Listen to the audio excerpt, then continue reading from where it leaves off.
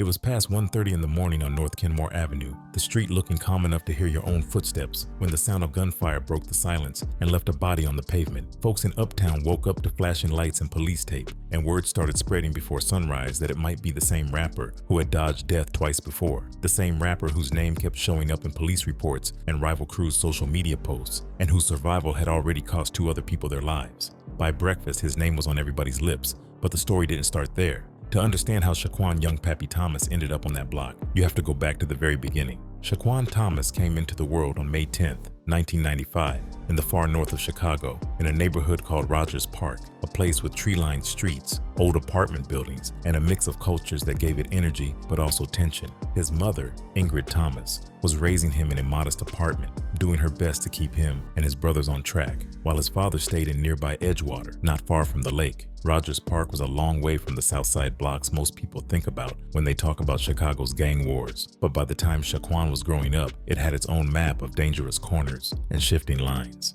In the early 2010s, the North Side had smaller sets running their own beefs, with crews claiming a few blocks and treating them like kingdoms. Rogers Park and nearby Uptown had an identity some locals called the North Pole, a name tied to being at the city's tip, but also claimed proudly by certain young crews. Among them was a group that would define much of Pappy's life, the Insane Cutthroat Gangsters, a branch of the Gangster Disciples. In January 2012, one of their members, nicknamed Pooh Bear, was killed, and the crew took on a new name in his memory, calling themselves PBG, short for Pooh Bear Gang. PBG wasn't a giant organization with hundreds of members. It was a tight circle of around 20 young men, mostly from the same streets, who treated each other like brothers. For Shaquan, it was family in more ways than one, since his older brother Ryan, better known later as Boo Double, was already part of it. His youngest brother Tavion, who would later go by Tay-Sav, was still a kid at that point, but looking up to his older siblings and soaking in everything they did. From the jump, Shaquan had music in him. Family members said he was rapping by age 4,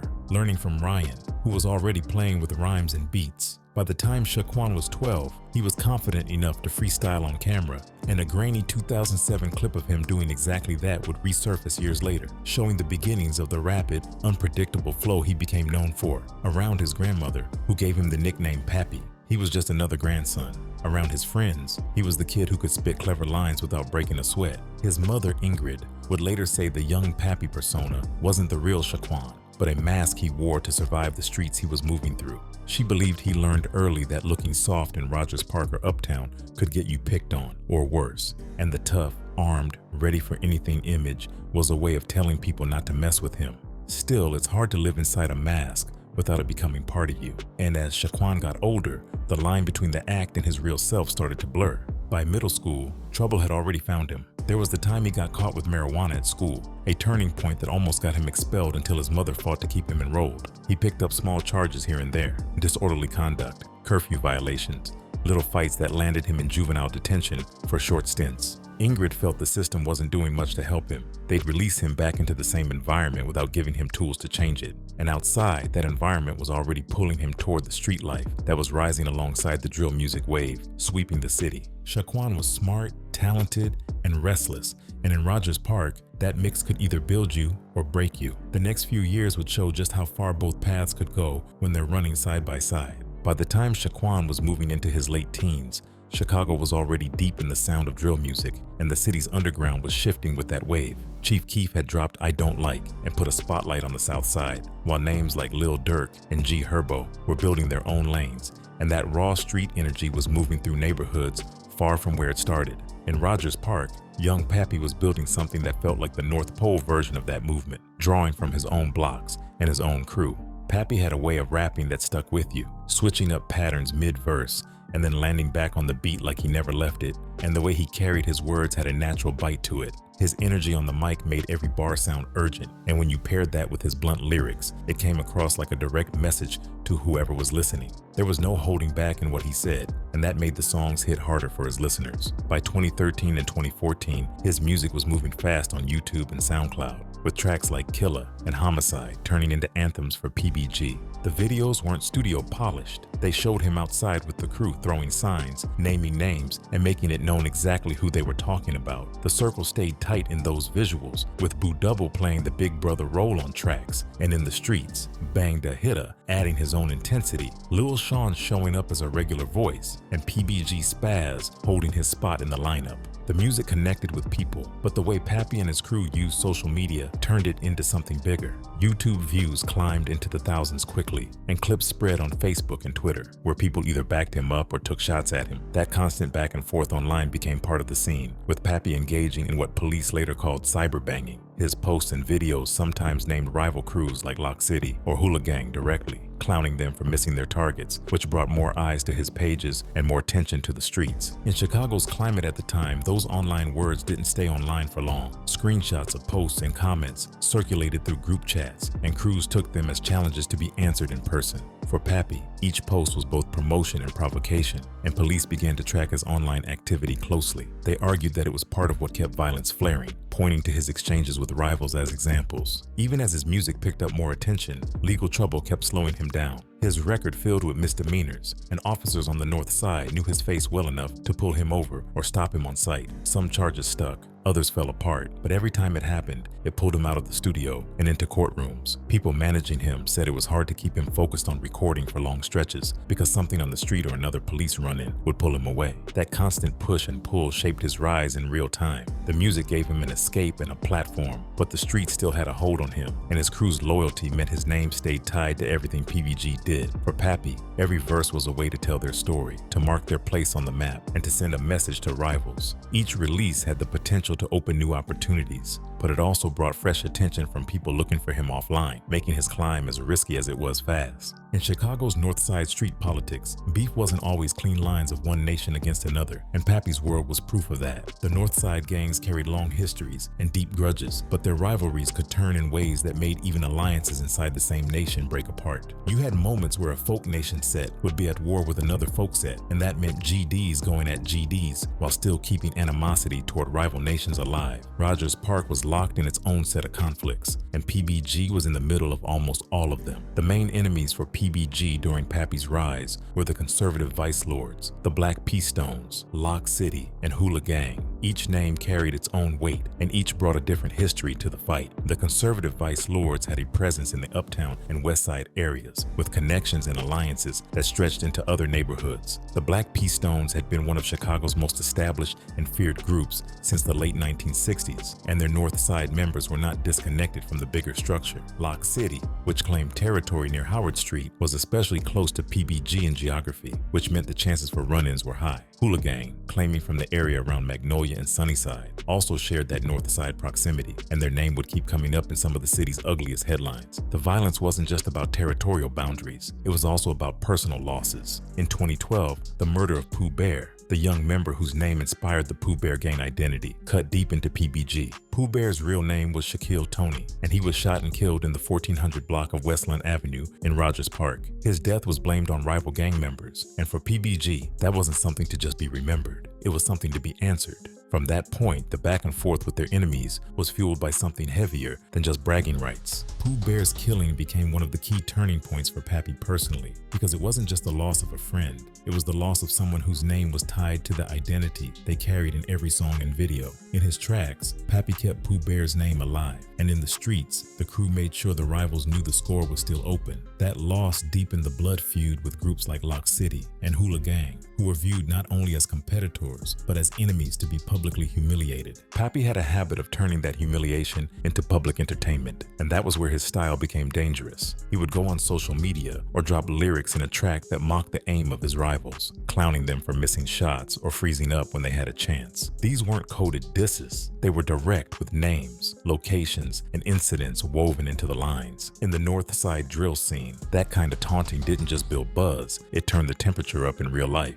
For example, after surviving one attempt on his life that left a bystander dead, Pappy went online with a laugh about how the shooters couldn't hit their target. The post would get shared and reposted, drawing reactions from both supporters and enemies, and in some cases, even family members of the people he mocked. That cycle of public disrespect made it nearly impossible for tensions to cool down, because every video or status update was like throwing fuel on a fire that was already burning. The Chicago Police Department began referring to this as technological kerosene, because the internet was acting like an accelerant for violence. Officers working gang units said they could watch disputes escalate in real time through Facebook posts, YouTube comments, and Instagram stories. In their view, the music videos and online taunts were directly tied to the shootings that followed, and in Pappy's case, they had multiple incidents where a video went up and a retaliatory attack happened days or even hours later. Hula Gang, in particular, was on the receiving end of a lot of Pappy's public shots. They were based in Uptown, and their members had already been in back-and-forth conflicts with PBG over various street incidents. The way Pappy spoke on them in his songs made those issues public record, and their members responded in kind. Lock City faced the same treatment, with their name coming up in tracks that circulated well beyond the North Side. It wasn't uncommon for these crews to be in the comments under each other's videos, trading insults and threats for everyone to see. The rivalry with the conservative vice lords was shaped by both direct encounters and the broader politics of Chicago gangs. CVLs on the North Side often found themselves in situations where alliances and beefs overlapped, meaning they could be aligned with one group against PBG, but have their own separate issues elsewhere.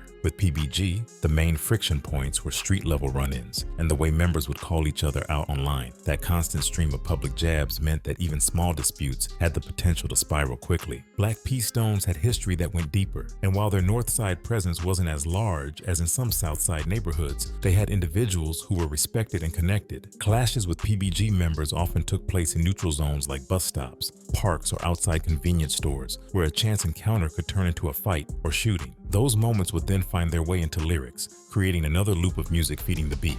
From 2013 onward, these rivalries became inseparable from Pappy's identity as an artist. Fans who didn't know the full details of the street politics could still pick up on the fact that he was speaking directly to people, and in the drill scene, that authenticity was part of the appeal. The danger was that for every person impressed by the boldness, there was someone else taking it as a personal challenge. The violence tied to these rivalries didn't just touch those involved, it spilled over into the lives of bystanders. Innocent people were caught in crossfire, and the neighborhood tension meant that anyone moving through certain blocks had to be aware of what colors or faces they might be seen with. In interviews, Pappy's own family members talked about the constant anxiety of knowing he was a target, and that the people targeting him might not care who else was in the way. Even as the danger grew, Pappy leaned into the role of the outspoken frontman for PBG. He wasn't just dropping music for the sake of a career, he was using every track to talk his talk and let rivals know exactly where he stood. For police and community leaders, that made him a prime example of how the drill music scene and street conflicts were feeding each other. For his fans, it made him one of the most authentic voices out of the North Side. Someone who lived and rapped without a filter. These rivalries would define the next few years of Pappy's life, setting the stage for multiple attempts on him and shaping the way the city remembered his name. Every shout out, every diss, and every reference in a verse became part of a larger story that was being written in both music and violence, and the ending was still far from sight. The winter air in Rogers Park carried that sharp bite that froze fingertips before you even stepped into the street, and on that February night in 2014, the sidewalks near the McDonald's on Howard Street were slick with patches of old ice. It was the kind of night when most people hurried between the bus stop and their front doors, but for young Pappy and his close friend Markeo Carr, the pull of late-night food and conversation outweighed the cold. They had been hanging out, moving between familiar spots in the neighborhood when they decided to slide over to the McDonald's lot, a place where people from different blocks sometimes cross paths. Pappy was already building his name in the drill scene,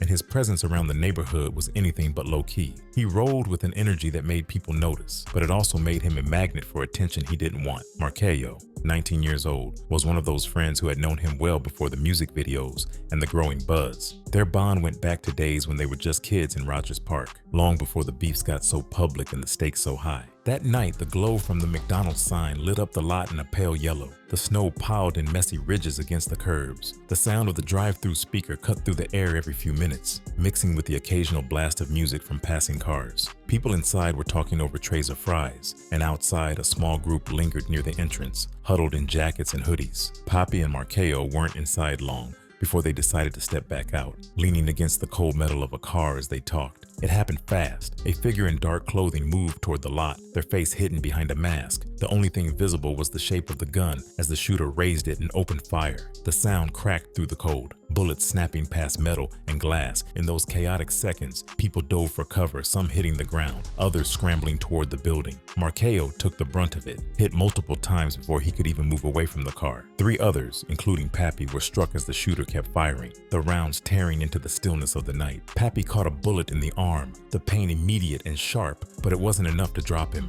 He scrambled for safety, moving toward the building with his arm clutched tight, the cold air burning against the wound. The shooter disappeared as quickly as they had come, vanishing into the streets beyond the glow of the lot. When the police arrived, the lot was a mess of shattered glass, blood on the pavement, and the sound of sirens bouncing off the surrounding buildings. Paramedics worked quickly, but for Markeo, the wounds were too severe. He was pronounced dead not long after, leaving PBG without one of their own, and Pappy without a friend he had grown up alongside. The news traveled fast, hitting phones and social media before the police even cleared the scene. PBG members started showing up, some in disbelief, others already talking about revenge. In the days that followed, the neighborhood was heavy with tension. The funeral brought together friends, family, and members of allied crews, all standing under the weight of another loss in a city already carrying too many. For Pappy, the anger was sharper than the pain in his arm. He wasn't just dealing with the loss of Markeo, he was watching how the media was talking about it. News reports focused on gang connections and violent patterns, painting the scene as another statistic in Chicago's cycle of shootings. To him, it felt like they were erasing the person Markeo had been, reducing him to just another headline. Police were already calling the situation another example of what they had started referring to as technological kerosene, their term for how social media was fueling real-life violence. They believed the shooting was tied to the online back and forth between PBG and rival crews, and to them, it was just the latest flare-up in a feud that had been simmering for years. They warned that more was likely to come, both to Pappy directly and to the neighborhood as a whole. Not long after the funeral, Pappy found himself in more legal trouble. An arrest for reckless conduct landed him in jail for a stretch, pulling him out of the streets but not out of the headlines. Inside, he heard about the shifts happening outside, friends watching their backs more closely, rivals posting thinly veiled taunts online, and the streets heating up again. His time in jail didn't slow the tensions. If anything, it gave people more reason to speculate on what would happen when he got out. The McDonald shooting wasn't just another incident in the list of attempts on Pappy's life. It was a moment that deepened every line in the sand. It showed how quickly a public space could turn into a shooting gallery, how the beefs that lived online could explode without warning, and how each loss pulled the neighborhood deeper into a cycle that seemed impossible to break. For PBG, it was a call to stand closer together,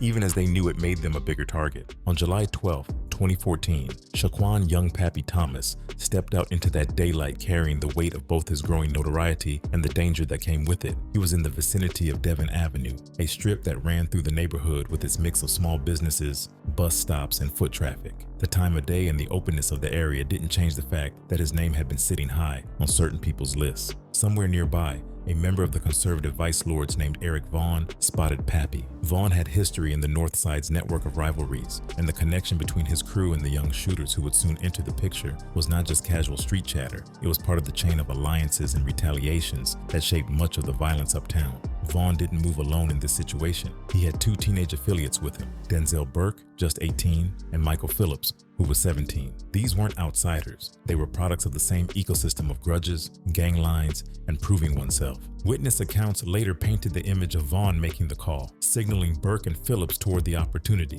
The teens took off after Pappy, armed and ready to make their names known in the streets. As Pappy moved down the sidewalk, the chase began, and the stillness of that corner snapped into chaos. Burke and Phillips closed the distance, pulling out their weapons in plain daylight. The street didn't give them cover, but it didn't matter. They were locked in. The first shots cracked in the air, echoing off the brick facades and scattering pedestrians into doorways and behind parked cars. Pappy ran, moving with the desperation of someone who'd seen this play out before, his mind working to calculate distance, corners, and escape routes. Vaughn stayed back as the 2 teens pushed forward, letting them do the work that could cement his own street standing without putting himself directly on the trigger. 10 rounds went out in those moments, each one sending more people into cover and sending shockwaves through the immediate area. None of them hit Pappy. Not one bullet connected with its intended target, but the street rarely allows for misses to pass without consequence. One of those stray rounds traveled farther than the shooters intended, striking 28-year-old Will Lewis. Lewis wasn't from the streets. He was a photographer, a man building a life with his fiancée, planning to start a family. He had been standing near a bus stop, caught entirely outside of the conflict, and that single bullet ended his life. Lewis's death brought a new kind of attention to the already bloody atmosphere surrounding young Pappy. It wasn't just gang members in danger, it was anyone within range of the violence. The presence of an innocent victim pushed the incident beyond local beef and into the headlines. Alderman Joe Moore, who represented the 49th Ward, later told reporters he had seen part of the chase. Moore described watching a man with a gun running after another man, details that only deepened the shock among residents that this was unfolding in the middle of a busy street during the day. Within hours, police were piecing together the information from witnesses, camera footage, and their own gang intelligence. Vaughn, Burke, and Phillips didn't stay ghosts for long. In the weeks that followed, all three would be arrested and charged in connection to the murder of Will Lewis. For Vaughn, already tied to gang activity, the case stacked more weight onto his record. For Burke and Phillips, their ages became a talking point in the larger conversation about how young some shooters were in Chicago's gang conflicts. The arrest didn't erase the fear left behind on Devon Avenue. Residents who had lived through years of street politics knew this was part of a cycle, one that didn't stop just because someone was taken off the street. For them, the knowledge that an innocent man had been killed while waiting for a bus was a proof that the violence wasn't confined to any one block or one crew's enemies. Conversations in barbershops, corner stores, and front stoops circled back to the same point. If something could go down like that in the open, nobody was untouchable. For Pappy, the Devon Avenue shooting was both a narrow escape and another confirmation of how many people wanted him gone. It reinforced the tension that had been shaping his daily life since the McDonald shooting months earlier. He didn't slow down on his music or his presence online. In some ways, the incident seemed to add to his persona, giving his supporters more reason to see him as someone who kept surviving while the odds stacked higher. But the other side of that reality was a community left picking up the pieces after another public shooting, another body lost, and more young men staring down decades in prison. The police called social media the technological kerosene on these flames. They had been tracking the online exchanges between PBG and their rivals for months, watching as taunts turned into plans and posts became intelligence. In the Devon Avenue case, the detectives saw it as an extension of that same cycle. The names and faces might shift, but the way the violence unfolded had a pattern: spot, chase, shoot, and deal with the fallout later. Even with arrests made, the incident lived on in both the streets and the digital space. Videos, news clips, and screenshots of the day's events spread online, each share keeping the memory alive and reminding anyone watching that the beef was still active. The loss of Will Lewis became part of that history, both as a tragedy in its own right and as a symbol of the danger surrounding young Pappy's world. That summer, Rogers Park residents carried on with their lives under a shadow that felt heavier. Parents walked their kids home a little faster. Shop owners kept their eyes on the door more often. And for those in PBG, the Devon Avenue shooting joined the list of reasons why every day outside came with decisions about where to be, who to roll with, and how quickly they could move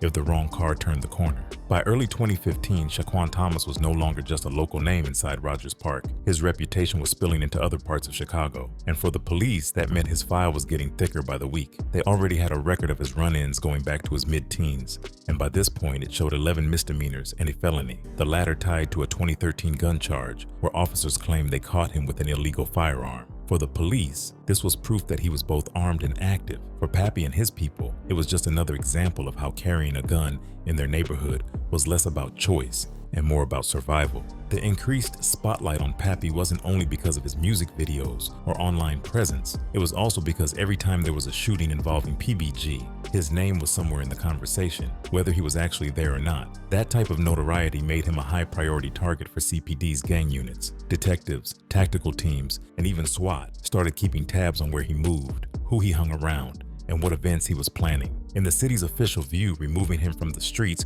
was part of preventing another headline. One of the biggest moments that showed just how far police were willing to go happened in May 2015, at what was supposed to be a night of celebration for Pappy's latest mixtape release. The event was held in a rented space, with word spreading through social media and local flyers. And for his supporters, it was meant to be a chance to enjoy the music without the drama of the streets. But as the night went on, squads of uniformed officers and heavily armed SWAT members moved in. The raid was quick and overwhelming, with police lining people against walls, searching bags, and handcuffing dozens on site. By the time it was over, 33 people had been arrested. Charges ranged from outstanding warrants to possession of controlled substances, but it was clear that the main point was to disrupt the event entirely. To many who were there, it felt like an ambush meant to send a message that Pappy couldn't gather a crowd without law enforcement showing up. For his mother, Ingrid, the raid was personal. She spoke openly afterward about how she believed the police were targeting her son specifically, using every opportunity to drag him into custody or scatter the people around him.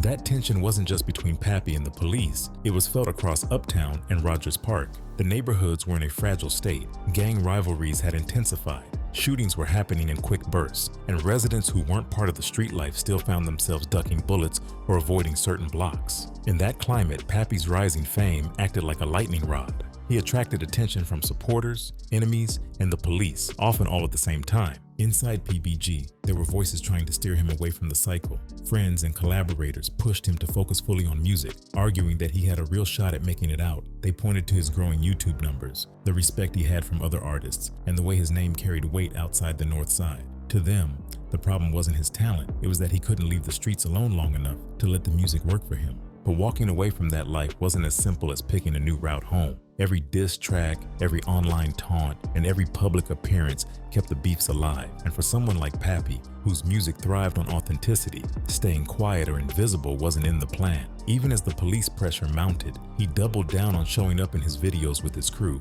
making music that called out rival sets by name and refusing to hide in the background. The city, meanwhile, was treating him as both a public safety threat and a potential flashpoint. Intelligence reports passed between gang units painted a picture of an artist whose lyrics were directly tied to ongoing conflicts, and every new song was dissected for clues about upcoming retaliation. When police brass talked about using technological kerosene to describe how social media escalated violence, they were talking about situations exactly like Pappy's. The summer of 2015 was shaping up to be critical. The violence in the neighborhoods wasn't slowing down, and the gap between what the streets wanted from Pappy and what the system wanted for him was growing wider. To his crew, the music was supposed to be the way out. To law enforcement, it was just another reason to keep him under the microscope. By the time May 2015 came around, Pappy had been living with a target on his back for years, and in those last few weeks, it felt like that target was glowing. The streets in Uptown and Rogers Park were tense, with crews on edge and Pappy's name still hot in conversations, police briefings, and social media arguments. The buzz from his recent music kept him in rotation online, but the same attention that fueled his rise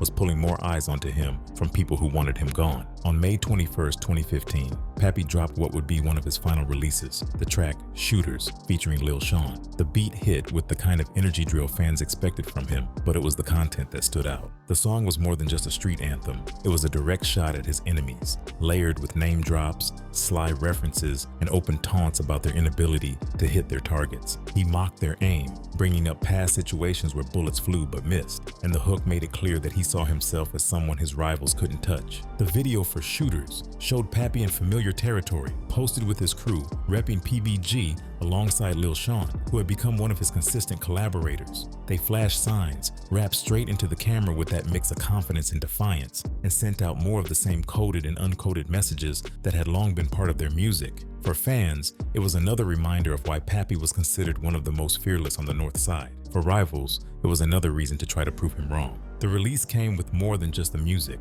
Around that time, Pappy was still active on social media, posting the same blend of music promotion, casual moments, and cryptic lines. One post in particular stuck with people after the fact. Everything ain't what it seemed. At the time, it was just another short update to his followers, but in hindsight, friends and locals looked back at it as a sign that he might have been feeling the pressure more than he showed. Pappy had always been known for his charisma and his ability to stay composed in situations where most people would be looking over their shoulders. That cool exterior didn't mean he was oblivious to the danger. People close to him said that he knew he had enemies waiting for any chance to catch him slipping, and the fact that he had already survived 2 attempts only made him more aware that the next time could be different. In the neighborhood, conversations were shifting from whether something would happen to when it would happen. Friends described the atmosphere as tense, but not surprising, saying that Pappy's style of calling out enemies by name and mocking them in public had made retaliation almost inevitable. Even people who weren't involved in the beefs directly could sense that the air felt heavier when he was around. The shooter's video, with its unfiltered shots at rivals, didn't cool anything down. If anything,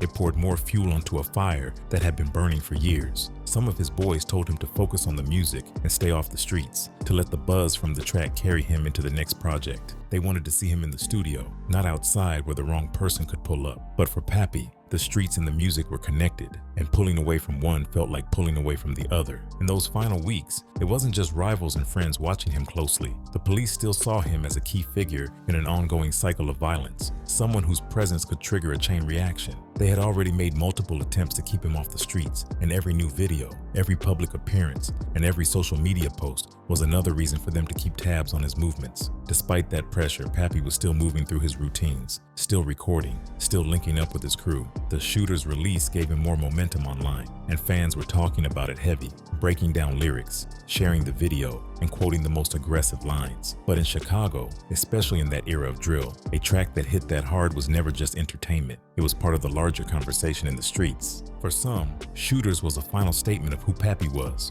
unapologetic, fearless, and willing to say what most wouldn't. For others, it was the sound of someone playing a dangerous game too close to the edge. In either case, it became one of the last pieces of work that people would point to when they talked about his legacy, a track that captured both the talent and the risks that defined his career. Those who were close to him would later say that they could feel the tension building in the days after the video dropped, even if they couldn't put it into words at the time. In Uptown and Rogers Park, there were always whispers, always people moving differently when something was about to happen. And in the weeks after Shooters, those whispers got louder. It was just after 1:30 in the morning when Shaquan young Pappy Thomas was walking along the 4800 block of North Kenmore Avenue, not far from where he had spent much of his life moving between Uptown and Rogers Park. According to witnesses, the street was quiet enough that the sound of footsteps carried. Somebody came up from behind, not fast and loud like in a chase, quiet, steady, closing in. Then two shots cracked the night. One hit Pappy in the back, another tore through him before he could even turn around. A neighbor said they heard a car, dark, possibly black, speed off just seconds later. By the time first responders got to him, Pappy was fighting to breathe, bleeding out on the sidewalk. He was pronounced dead at Advocate Illinois Masonic Medical Center at 2:04 a.m. Within minutes, phones lit up across the north side. Some were calls between family and friends, trying to confirm what they just heard. Others were rivals passing around the news like a trophy. On social media, posts popped up from known enemies mocking his death, while PBG members posted messages of disbelief and rage. In the streets, the question wasn't if someone did it, it was who, and whether it had been a straight-up op or something far messier. The most explosive theory didn't point to a rival gang at all, it pointed inward. The streets started whispering almost immediately that Pappy might have been backdoored, set up by somebody close enough to know his movements that night. Inside setups weren't new in Chicago gang politics, and for someone like Pappy, who had made enemies on every corner, trust was already in short supply. But this theory had weight because of who could have had the right combination of knowledge and access. People pointed to certain PBG affiliates who'd had disagreements with him in the months before his death. Some claimed that there were tensions over money from music. Others said it was over respect or the lack of it inside the crew. Names like PBG, Spaz, and Lil Sean were never officially tied to anything in police reports, but in street talk, they were mentioned alongside others who were in Pappy's circle that spring. One rumor said a female acquaintance linked both to Pappy and to one of his rivals might have lured him to that block. Another story had it that a PBG associate had been playing both sides, trading information with enemies for personal gain or safety. What made this believable to some was how clean the hit was. This wasn't the wild spray everything shooting style that had marked earlier attempts on his life. Whoever did it got close enough to fire accurately and then disappear without hitting anyone else. It had the feel of someone knowing where he'd be and when, which meant the shooter didn't have to search the neighborhood, they just had to show up. Adding fuel was the fact that Pappy had posted cryptic lines in the weeks before, like, "Everything ain't what it seemed," and friends recalled him saying he was watching who he trusted. Whether that was paranoia from constant beef or a sign he knew something was coming, nobody could say for sure. But for those who believed in the backdoor theory, those words looked like a warning he couldn't act on fast enough. If you followed the history, this was the most obvious suspect list. The conservative vice lords had been after Pappy since at least the Devon Avenue shooting in July 2014, when CVL member Eric Vaughn spotted him in daylight and set two teen shooters, Denzel Burke and Michael Phillips, on him.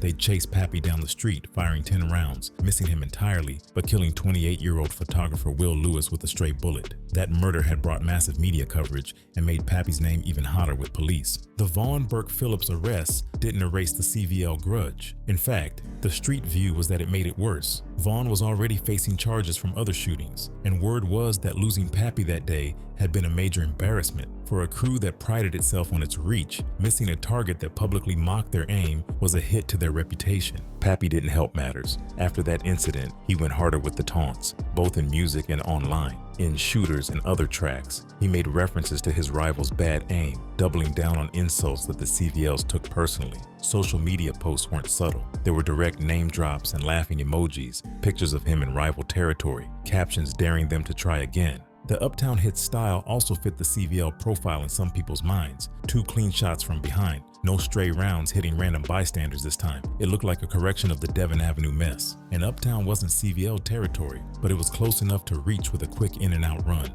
especially for a crew that had been tracking him for months. The car witnesses mentioned, a black sedan, matched descriptions seen in past CVL-linked shootings on the north side. While police never confirmed a match, Street Talk said the same type of vehicle had been spotted on surveillance after other Vice Lord missions. The Black P Stones, particularly sets tied to the north side, were another name in the mix. While the Stones and PBG weren't in a constant back and forth like with the CVLs, there had been crossovers and flare-ups. Some of this dated back to the death of Pooh Bear, a close friend of Pappy and namesake for the Pooh Bear gang. The killing had deepened multiple beef lines, and some said certain P Stone members had either been involved or had aligned themselves with the killers. Pappy's lyrics often took aim at the Stones when he mentioned the North Side's gang scene. In videos, he had been seen in areas close to Stone territory, throwing up PBG signs and calling out their crews directly to the Stones, especially those with long memories of neighborhood wars. That was enough to keep him on the list. There was also the factor of mutual allies turning into enemies. Some individuals who had once moved between PBG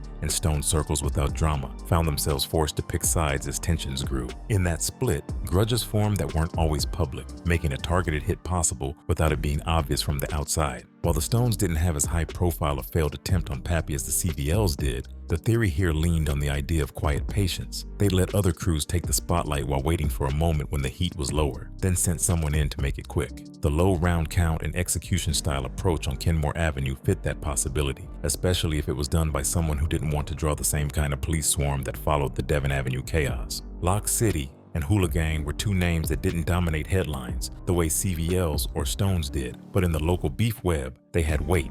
Both operated in areas that had seen run-ins with PBG, and both had members who'd been mentioned in diss tracks or online spats. Lock City, with its roots tied to certain conservative Vice Lord networks, had indirect ties to the Devon Avenue shooting fallout. Some of their younger members were said to have run with or assisted CVL shooters in spotting targets. Hula Gang, based out of the West Rogers Park and Uptown border area, had their own set of conflicts, smaller, more personal, but still heated. Pappy had mocked them on occasion, lumping them in with all the ops on the north. The theory here wasn't about an old headline-grabbing beef, but rather a fresh opportunity. Both Lock City and Hula Gang had members who moved quietly, not posting much online, not taking the bait in public. That made them dangerous in a different way. If they wanted Pappy gone, they could have coordinated with a small circle, avoided the messy bravado, and handled it in a clean, surgical manner, much like the Kenmore Avenue hit ended up being. Street talk after the murder included a few whispered names from these sets. Not enough for police to act on, but enough for people in the know to side-eye certain corners for weeks afterward. The overlap between Lock City,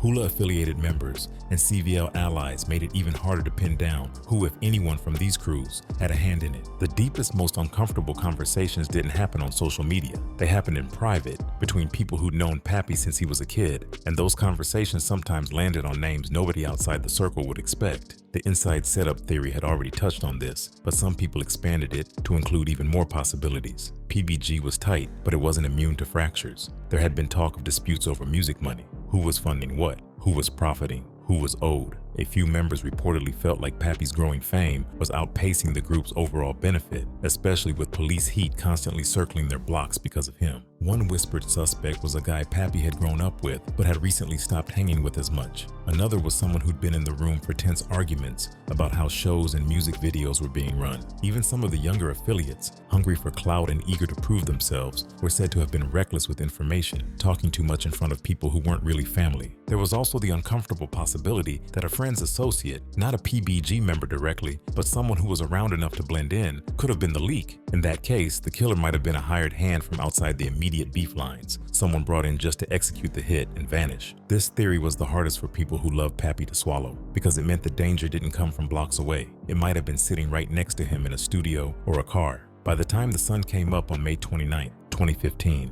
the streets already had their theories locked in, their suspects lined up, their own verdicts handed down. But the thing about Chicago in those years, and especially the North Side in that moment, was that truth and rumor moved in the same breath. Every name on every list had a reason to be there, every crew had a motive, and every person in Pappy's circle had to look over their shoulder twice as hard, because if the man they called the face of PBG could get dropped in the middle of Uptown without warning, then anyone could. The cops had their statements, the media had their headlines, and the streets had their own version of events, but none of them matched perfectly. And that's the thing.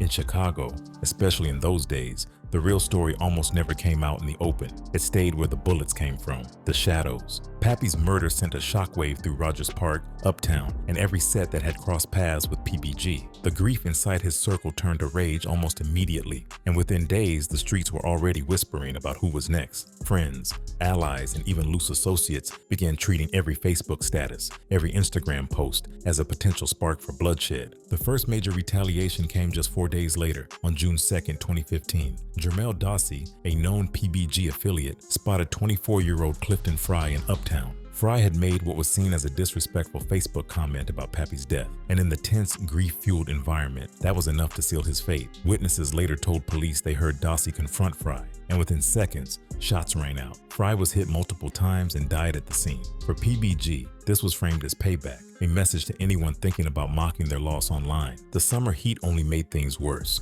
On July 17, 2015, the violence escalated again when PBG's Lil Sean targeted Valen Francis, a man believed to have ties to one of PBG's rival networks. Reports said Francis was standing outside with family when Sean approached. There was no argument, no long exchange, just gunfire in front of witnesses, including children. Francis died in his own neighborhood, and the brazenness of the killing cemented the idea that PBG wasn't interested in cooling down after Pappy's death. Other shootings rippled across the North Side that year, each one linked in some way to the chain reaction set off by the Kenmore Avenue hit. Some were targeted strikes on known rivals, others were more chaotic, sparked by chance encounters at gas stations, bus stops, or corner stores. The names of crews like CVL, Lock City, and Hula Gang kept surfacing in connection to these incidents, but proving direct ties was nearly impossible. By late 2015 and into 2016, the Chicago Police Department made it clear they were treating PBG as a priority target. They already had files thick with social media screenshots, arrest records, and surveillance photos,